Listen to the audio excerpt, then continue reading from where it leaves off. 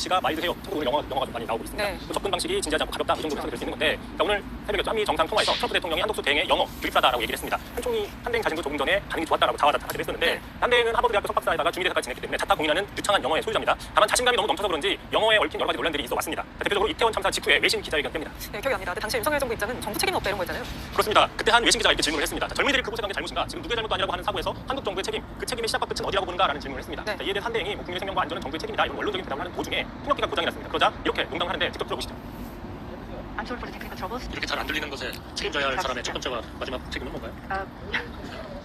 보시면 좀 황당하다는 네. 반응이 나오죠. 통역사도 좀 어쩔 줄 모른다고 소리 나왔는데 비극적 참사에 대한 정부 책임론을 묻는 진지한 질문에 마치 통역기가 고장난 그 책임의 끝과 시작은 누구냐 마찬가지 아니냐라는 식으로 좀 가볍게 농담을 했다 이제 상당한 그 비난이 하기했습니다. 그러니까 어떻게 이런 상황에서 그런 농담을 할 수 있느냐 이런 비판이 많았죠. 그렇습니다. 그래서 말씀하신 것처럼 그런 비판 때문에 바로 다음날 참사 외신 간담회 농담에 대해서 국민 마음을 불편하게 해드렸다고 부적절했다 사과를 했습니다. 네. 일각에서는 당시 외신 기자들을 상대로 영어로 얘기를 많이 하고 그러다 보니 외국식 영어를 쓰다가 좀 선을 넘은 게 아니냐 이런 지적도 있었는데 그런데 국내 기자를 상대로 하면서도 정책 방향을 설명하며 상당히 영어를 많이 써서 또 구설에 오른 적이 있습니다. 네. 취임한 바로 그 해인데요. 직접 들어보시죠. 디지털 트랜스포메이션, 커넥티브네스 이런 각 연계에 대해서 인클루시브하게 방향을 굉장히 터닝을 하고 있어서 시리어스한 논의도 별로 못했어요. 지금까지 어프로치가 저는 좀 마일드한 것 같아요.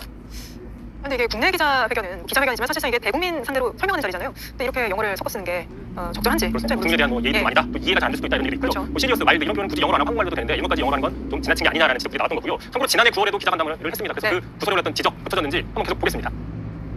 소위 매크로 프루덴셜 레귤레이션이라는 차별화되면서 올리고 하는 정책들을 계속 어저스를 할 거라고 에너지의 생산과 소비의 디센트럴라이제이션을 잘 고쳐지지 않는 그러신 네. 것이죠. 어쨌든 그럼에도 불구하고 한덕수 대행이 트럼프 대통령과 영어 통화를 계기로 국민의힘 친윤계 안에서는 뭐 차출론 같은 게 계속해서 나오고 있습니다. 당장 권성동 원내대표가 한대행을 선호하는 의원들이 많다라면서 주장하는 입장을 보였고요. 물론 앞서서 보도해드렸지만 정의와 검 같은 경우에는 과연 국민들이 곱게 볼까 우려가 나온다 이런 식의 반발도 있습니다. 뭐 고위공직자가 외국 정상이랑 직접 소통할 정도로 영어를 잘하면 나쁠 게 없죠. 장점이죠. 근데 영어 그 자체보다는 우리 국익을 얼마나 더 가져오느냐 보호하느냐 이게 더 중요한 거 아니겠습니까? 그렇습니다. 알겠습니다. 바로 다음 이슈도 보죠. 네.